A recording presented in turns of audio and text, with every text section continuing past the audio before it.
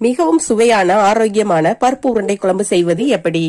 முதலில் கடலை பருப்பை நன்கு ஊற வைத்து அதனுடன் காய்ந்த மிளகாய் வற்றல், சிறிதளவு சோம்பு, தேவையான அளவு உப்பு, பெருங்காய பொடி இவற்றை சேர்த்து அரைத்து எடுத்து வைத்துக் கொள்ள வேண்டும். பிறகு அதனுடன் கருவேப்பிள்ளை, பொடிப்பொடியாக நறுக்கிய சின்ன வெங்காயம், சிறிதாக நறுக்கிய தேங்காய் இவற்றை சேர்த்து சிறு சிறு உருண்டைகளாக பிடித்து இட்லி சட்டியில் வேக வைத்து எடுத்து வைத்துக் கொள்ள வேண்டும். பிறகு தேவையான புளியை ஊற வைத்து விட்டு காய்ந்த மிளகாய் வற்றல் 7, 1 டீஸ்பூன் ஜீரகம், சிறிது மிளகு, 4 பூண்டு பற்கள், சின்ன வெங்காயம், 2 தேங்காய் சில், ஒரு சிறிய தக்காளி இவற்றை மிக்சியில் நன்கு அரைத்து வைத்துக் கொள்ள வேண்டும். கரைத்து வடிகட்டி வைத்துள்ள புளி கரைசலில் இக்கலவையை போட்டு மஞ்சள் தூள், உப்பு சேர்த்து வைத்துக் கொள்ள வேண்டும்.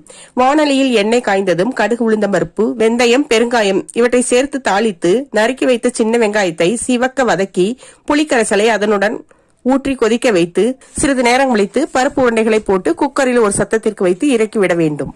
இப்பொழுது மிகவும் சுவையான ஆரோக்கியமான பருப்பு